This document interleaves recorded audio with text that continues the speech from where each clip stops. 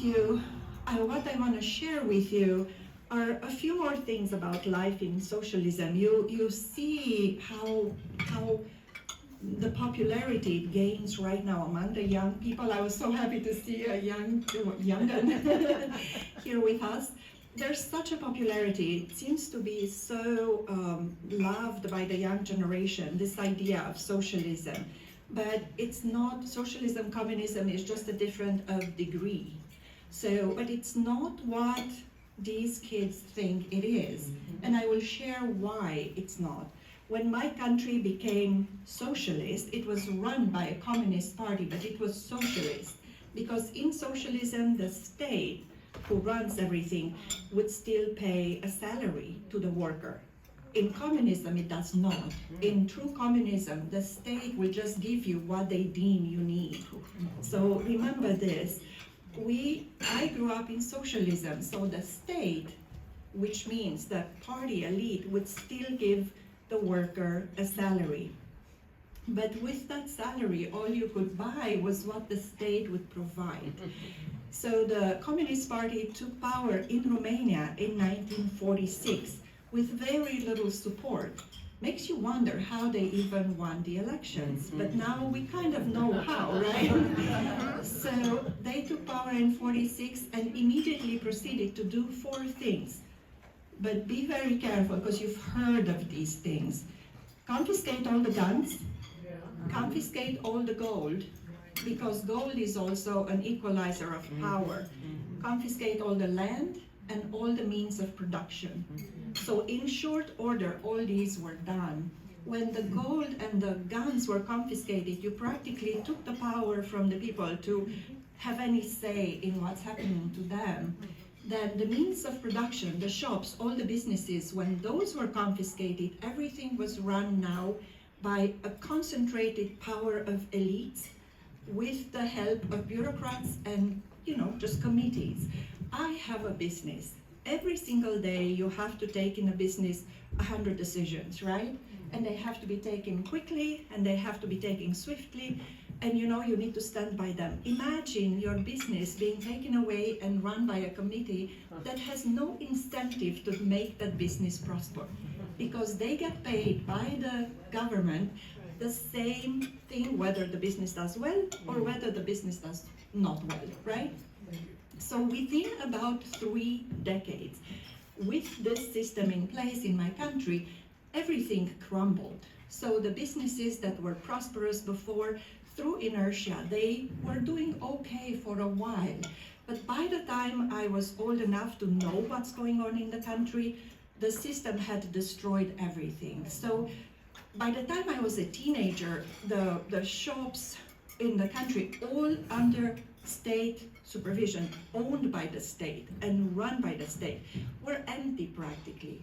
In Romania, at the time of me growing up there, in Romania, there was hard to find food, it was hard to find clothing.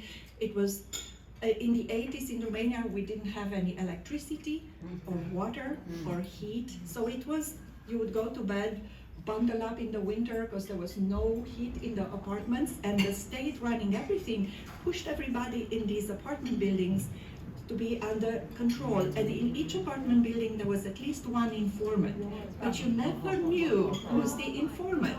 So you had to be very careful.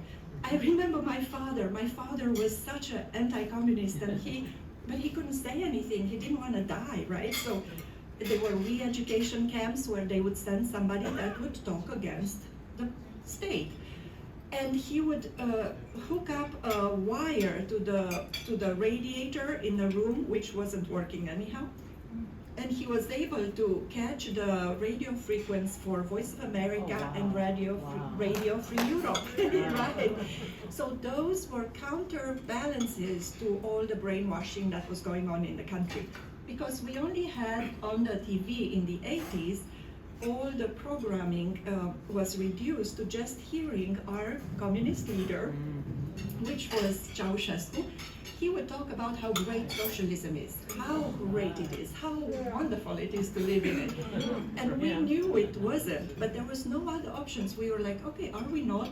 My father even said, are we crazy or what? Are we not seeing it like what? then when he was able to catch these radio programs, he saw, okay, well, it's true what we are thinking. Common sense, what the one we have, is the truth, not what we are told. For me, I fell in love with America, and I told that story before, at the age of 5 in kindergarten, when, how many of you have heard my story before? Tell it again. Tell it again. It's also in my book. So at the age of 5 in kindergarten, we were asked to bring our favorite toy to school. So the state was running everything, as I was telling you, and there were not many toys in the country. So the toys were far and few. And what was the habit was that you would have a toy as soon as you receive another one, or your parents can get another one, you will give your toy to a neighbor or a cousin or somebody that doesn't have one. So in that system, not many kids have toys. And you know, when the teacher in kindergarten asked us to bring our favorite toy, many times it meant one toy. You had one toy, the toy. That was the favorite one. So my sister and I took our favorite toy to school. It was a little doll, and it was the best day. We played with everybody, and we looked at other toys, and it was interesting. But then, by the end of the day, the teacher brought out a big box in the middle of the room. I remember like it's yesterday. And she said, nothing you own belongs to you. Everything belongs to the state. The state will decide who plays with what toys. So we are going to take all the toys and we will redistribute them the way. She didn't quite say like that, but that was the gist of the thing. So all the toys had to go in a box. And imagine a 5-year-old. You must have 5-year-olds in your life, like take their favorite toy. It was traumatic. So we carried on crying, but even by the age of 5, we knew you don't go against the state. So the state was overly powerful, and you cannot say anything against it. So we put our toys in there, and just as luck will have it, my father picked us up from school that day. Usually it was my mom. My mom is a little bit of an obeyer. Whatever the state says, I will do it, I want to. You know, we have a saying in Romania that the head that doesn't lift up, the sword will not cut it off. You know, so that was my mom, always eyes down, let's not make waves. My father was a wave maker. So my father picked us up, and when he heard what happened, he was furious. But out of fear of informants in the building, he kept his mouth shut until we got into our apartment, and then he told us, we were sobbing, he was furious, but he sat us down and told us about America.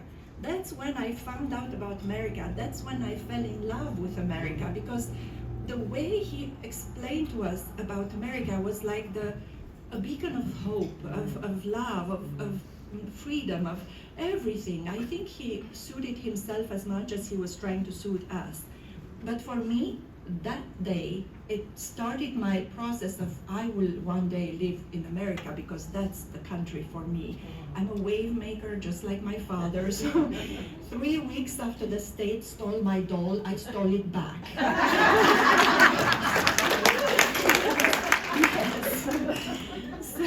But the realities in Romania were actually quite harsh. So that was one. We still managed to live, but I want now to address a few other things that are circulating around this country among the youngsters that are not true. So one thing I want to address is healthcare, universal healthcare. It was indeed universal healthcare in Romania. Everybody had the right to go and get care. However, because it was free, and because the doctors were poorly paid, so the state decided what everybody is paid. Whether they work a lot or not, everybody got the same very poor pay. People, on one hand, abused it a little bit because it was free. For any little thing, people would go to the doctor. The doctors were overworked, underpaid, so the care was terrible. There were not enough money, because socialists always run out of other people's money. When there's no incentive to work better, the work is going to suffer. I mean, the quality of the work. So there were no money, the actual hospitals were terribly run, and the doctors were terribly overworked. So the healthcare, yes, was free healthcare for all, but was terrible. So when somebody had a person, a dear one, that would need medical care, what was customary to happen was that they would go use all their money to go on the black market to buy some goods, give them to the doctor as a, not a bribe, but as a payment to say, doctor, here are these goods, or here is this money, so you don't have to worry about feeding yourself or your family, and you can take care of my dear one. So there was no free care. People still paid, but they paid this way, under the table. So in a country where the grocery stores were completely empty, the doctor had to stay in the same grocery store lines like the rest of us. And they were, as I said, they were stressed. And would you want a doctor like that, hungry, stressed, and tired to operate on your dear one? No. So that's why it ended up being a culture of corruption because of that, because of these policies that undermine everything that we hold dear here. The freedom to make your choice, the possibility to better your life, and to, you know, just the excellence to be rewarded. We have to be very careful about not rewarding excellence, because that's a slippery slope that will destroy everything. So I want to also bring it to you like in a way that everybody can understand what it means when you give all control to the state and then the state doesn't take care. I would never give all control to anybody, but in communism and socialism, you're forced to. So imagine here trying to put food on the table for your family and going into your favorite grocery store just to be met with empty shelving. How would you feed your family in situations like that? It's like we were all underfed and, you know, just practically in the brink of starvation, pretty much. There were people. I was lucky, my family had a grandmother with a little patch of land, and she was amazing what she could get out of that patch of land. But still, even that was regulated and controlled. But imagine, when you go home tonight, go home or go to the grocery store and imagine the whole store is empty and you have to put some food on the table, right? I talk about this in my book. My mom managed to take the cream of wheat that was somewhat available and do miracles with it. She would find cream of wheat and she would fry it and boil it and fry it. she would dry it out and then it was amazing what she did with that cream of wheat. I have a recipe here with that. but I'm so glad I wasn't an adult during those times. Here in United States, in this land of plenty, which is so wonderful.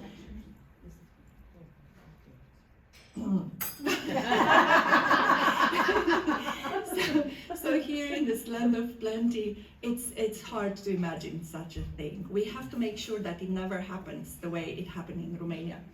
The other thing I want to talk about is education. Oh, before I move on from the medical care, I want to tell you, in Romania, also dental care didn't have any anesthesia. So if you wanted to have any dental work done, you would do it live. So some people just refused to do it. It was free, but it was live. It was a torture. Yes. So some people refused to do it, and that's the dental care was terrible. We still did it. I like my teeth, so So we managed to find ways to deal with that torture of drilling live in your teeth. For me, it was strawberry fields. I would imagine myself walking down strawberry, so I could detach myself from reality. And it's a dangerous, slippery slope, that one. So but during dental care, I would detach. I would be someplace else. It's just inhumane, really. Education. The youngsters think that in a socialist country, all education is free. It's not. Please believe me, and I always hope that I can speak in front of a high school or in front of youngsters, because you here all are on this page, but not everybody is. So I'll tell you how it's free education in Romania, and I said that before. Imagine that from my microphone to the tips of my fingers is a representation of the number of kids that start school in Romania, in any socialist country, in first grade. So I'm going to talk now about Romania, how the system was, but the similar system is in all. So this is the number of kids that started first grade in Romania when, say, I started first grade.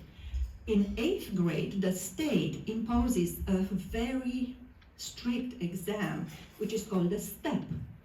And then they draw the line for the kids, all the kids are mandatory to take the step exam. And then they draw the line, so only these kids have the right to continue education. The rest go immediately in agricultural work. In 10th grade, there's another step exam.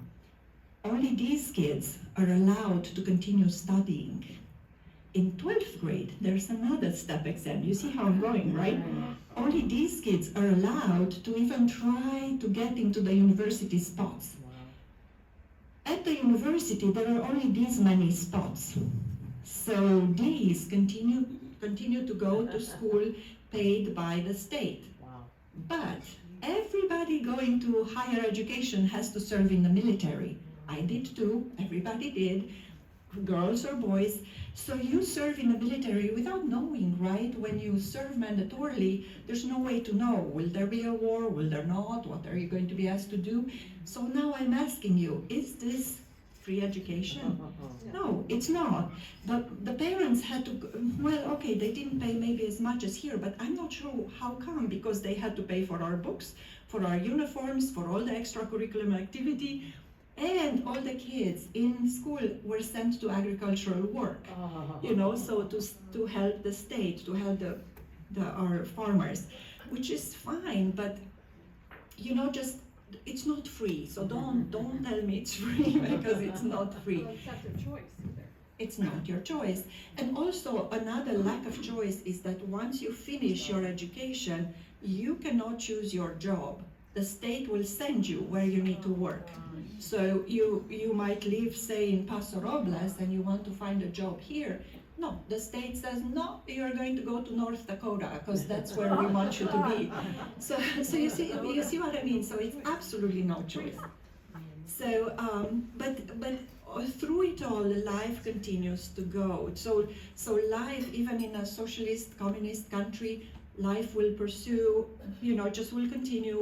We still had birthday parties. So one of my friends said, well, why are you complaining about this? Life is hard here too. And it is true, life can be hard anywhere. We all have lacks. I mean, we all can have losses, not lacks, losses and hard times. But in socialist, communist countries, that's another layer where the government is trying to get you all the time, right? So by removing choice is you remove life itself many times, you know, just there's, what do you have left? For me, I have a business called Orange Dot Quilts. It's a little quilt shop in Paso Robles. And I am asked almost daily, what does it mean? Orange Dot Quilts is such a weird name for a business. So Orange Dot for me, and I shared this before, the orange dot is the sun that we could see from our 10th floor building, 10th floor little apartment, the sunset and the bright orange sun that we could see occasionally. And that orange color, the orange sunset, the orange dot gave us so much hope because it was such a strikingly huge difference to our gray, hopeless, depressing lives.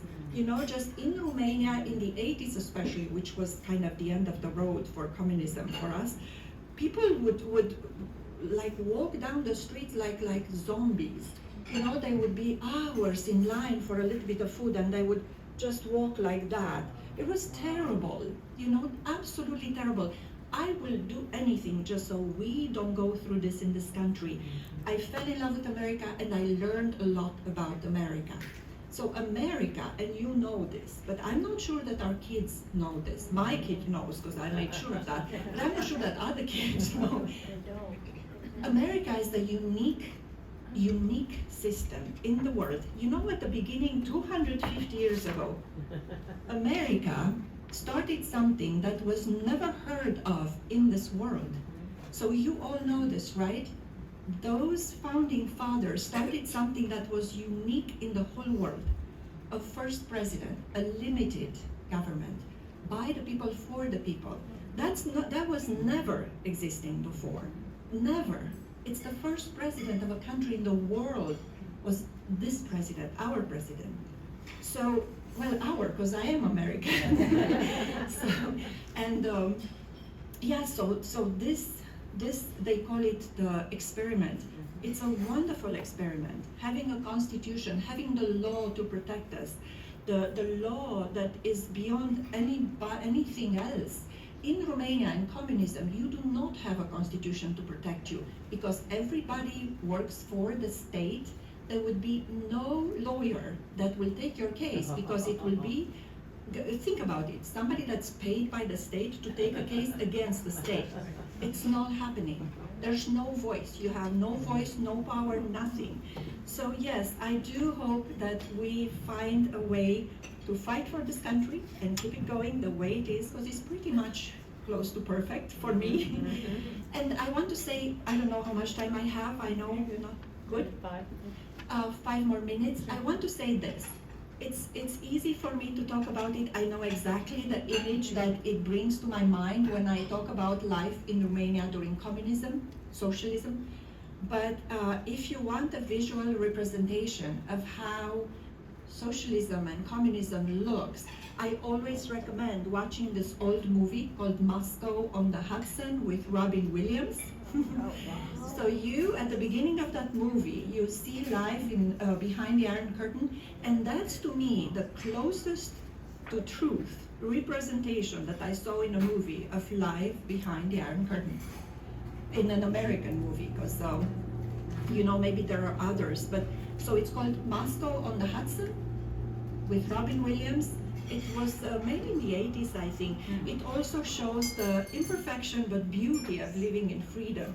And one example is about the abundance of choices that you have here. Like I was telling you, I came from a country and a system that allowed no choice, almost. To give you an example, here, if you want to buy even the most complex or the simplest thing, you have so many choices. I'm a quilter, so sewing machines. I have like dozens at least, right? What dozens? Like hundreds. In Romania, you had one sewing machine. You would put your name on the list. The one of the committees had a list of people that want to buy sewing machines.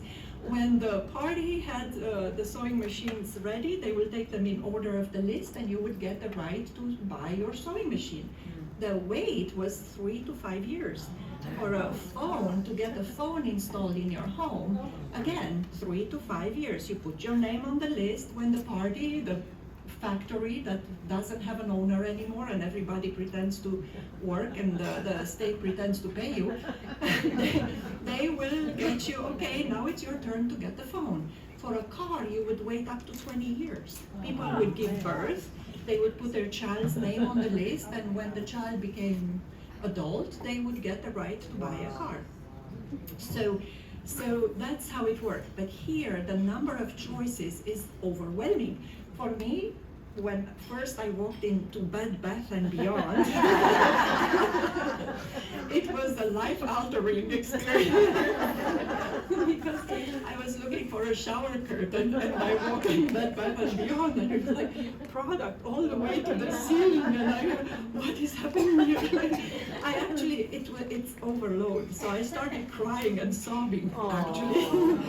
And I was telling my husband, they lied to us, because in Romania at the time they would tell us that capitalism causes people in America, everybody sleeps in ditches and eats rats, something like that, it's just so horrible. Only the rich people have everything, so. But it's such, socialism, communism inverts practically everything.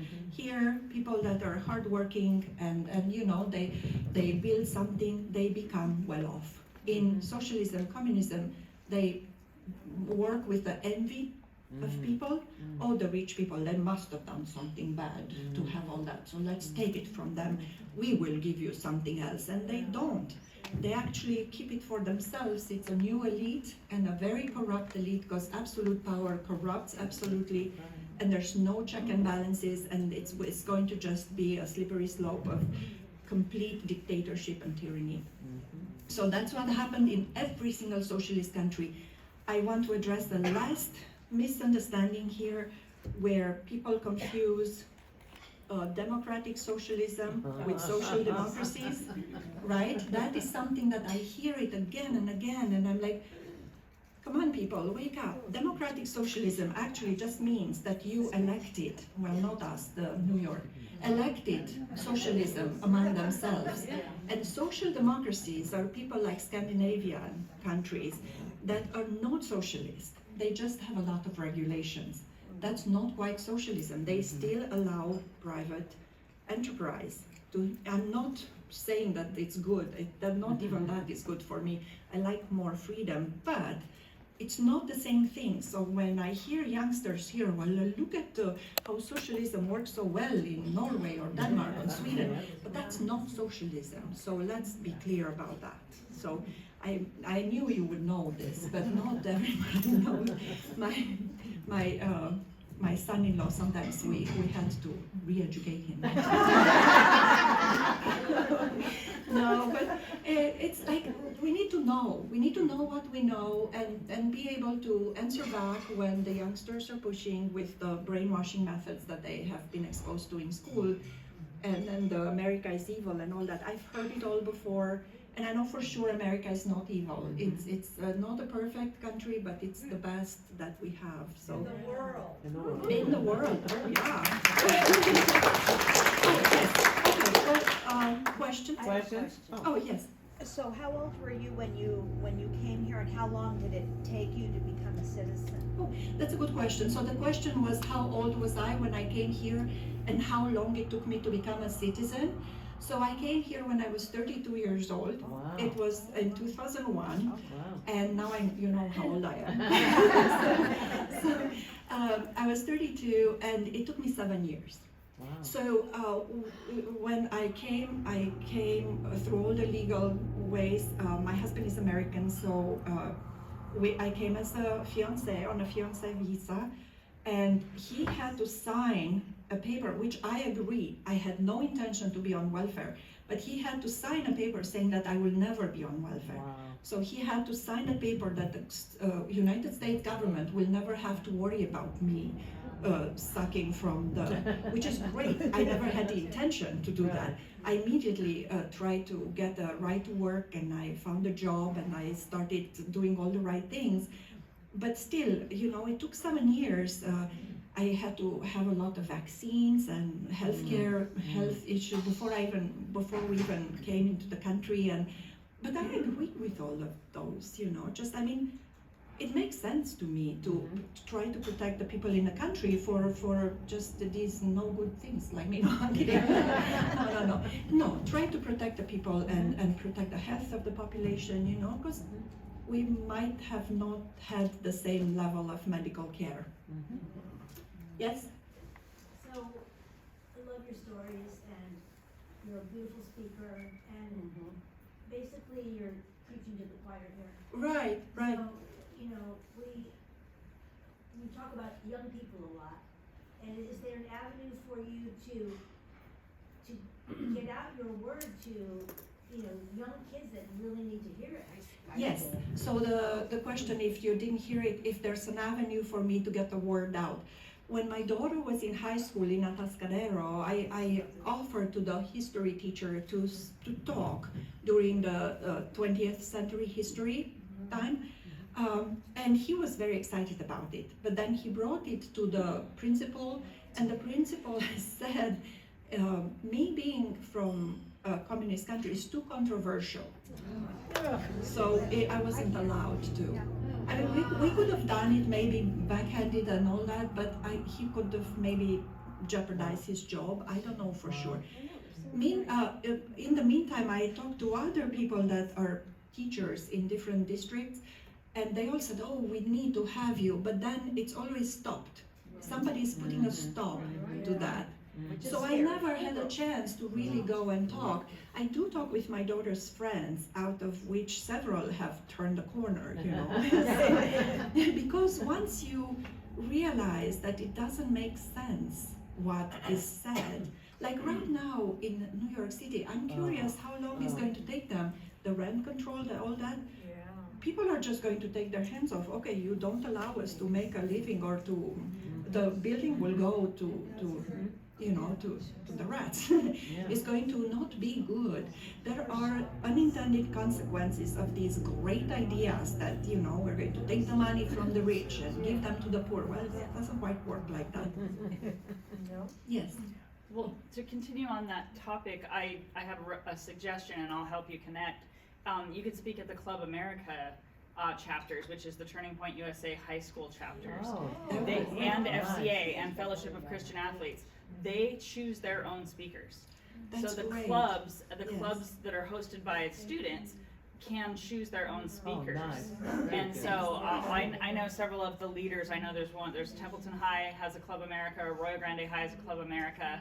Wonderful. And I would that's like- an excellent way to get an inroad. Yes. I would like those kids that are not exposed to this to Right. be the ones. But that, they can invite everyone, Oh, and wonderful, so yes. you're right. And They're pass already the word. conservative kids that are Right, hosting those, right. but they can invite their friends. Yeah. So Because again, people are when- curious. I would love to. I would love to answer questions because there's way more that I can share. But yes.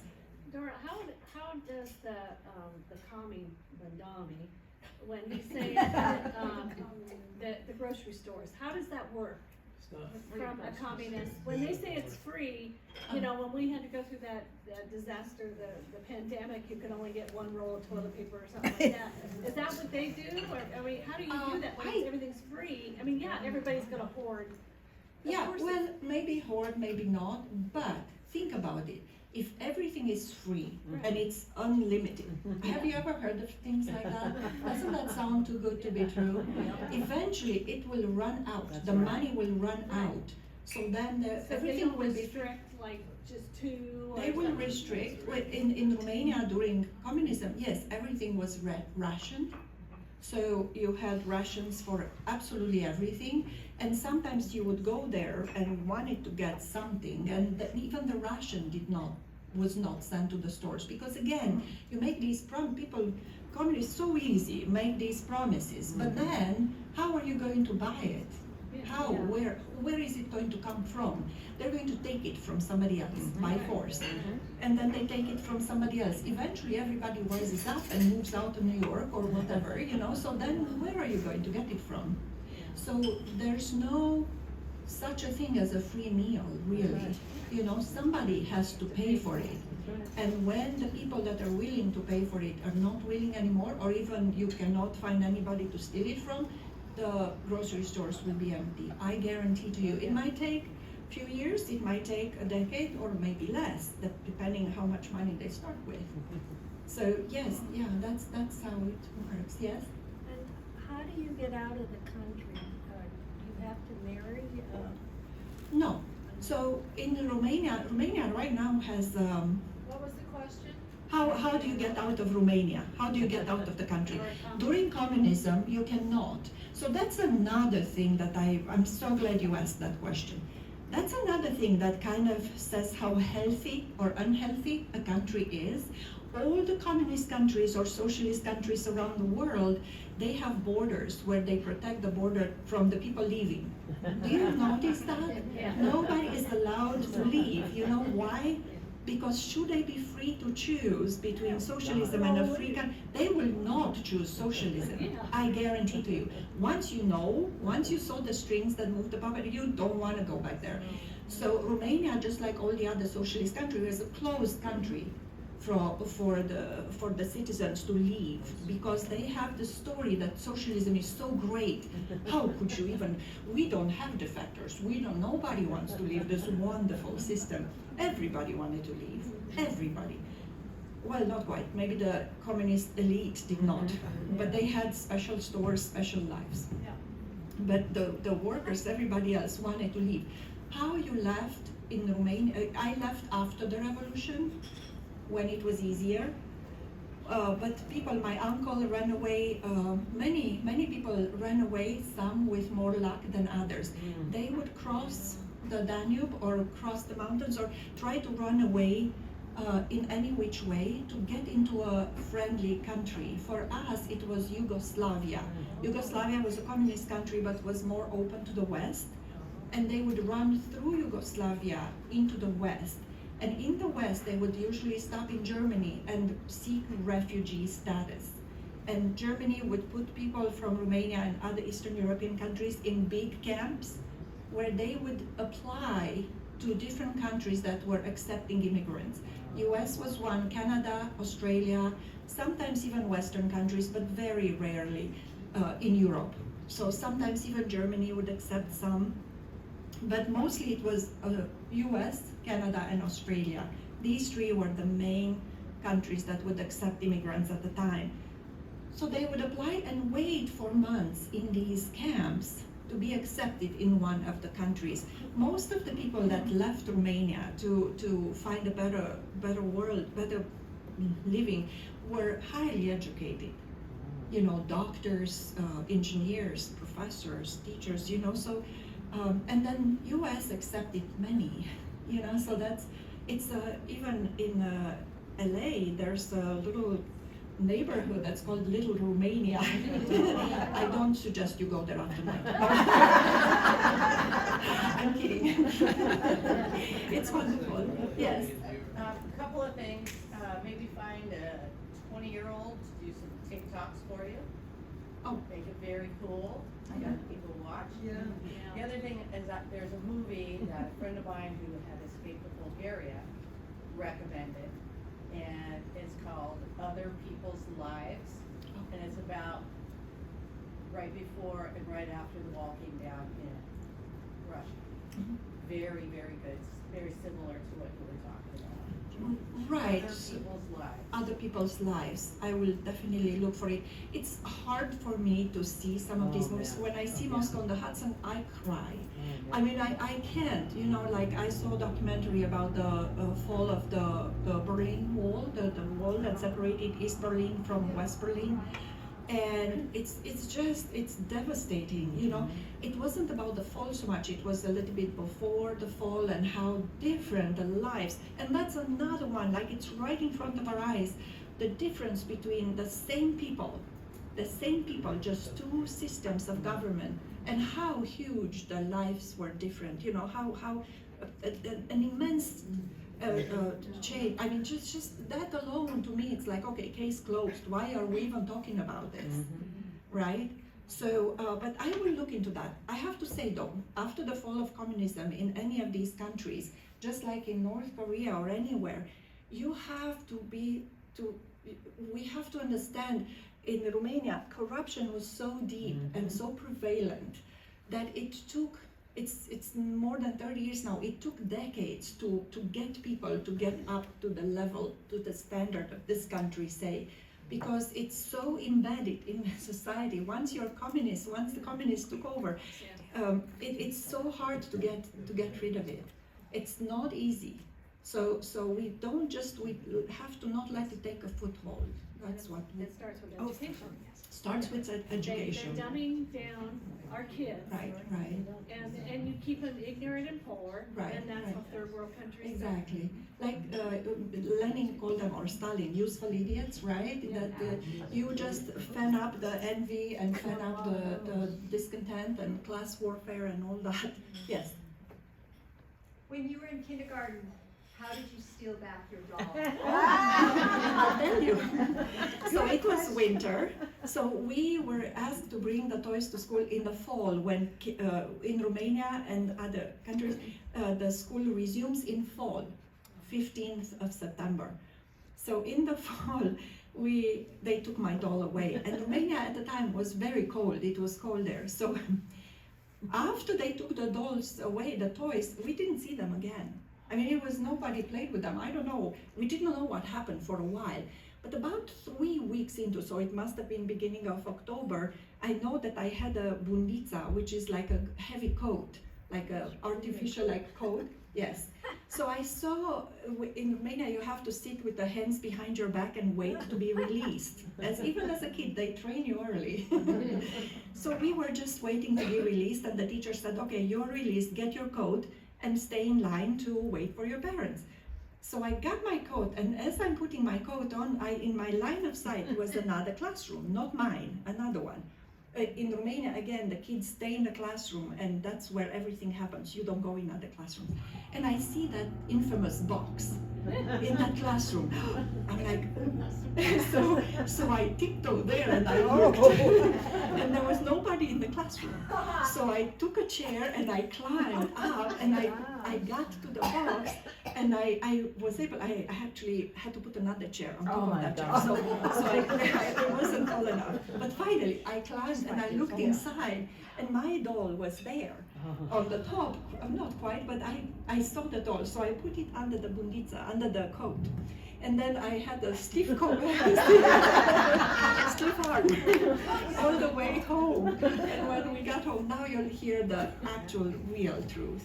When we got home, my father wanted to help us to take the coat off, and my doll fell out, and my father said, what is this? Because now my parents were faced with are we indulging theft, or are we encouraging theft? And then what's going to happen with the informants in the building? And what's going to, so I had to take the doll back. Well, that's the truth. But you know, all these things, I have to say, I was not very happy about it. But we said goodbye in a good way. But all these things made me and my sister and everybody growing behind the Iron Curtain so tough. Let me tell you, we're tough. We might be emotional. I tear up every time I hear the Star Spangled Banner. I tear up a lot, but we are tough, and we will, persevere. Yeah. Yes.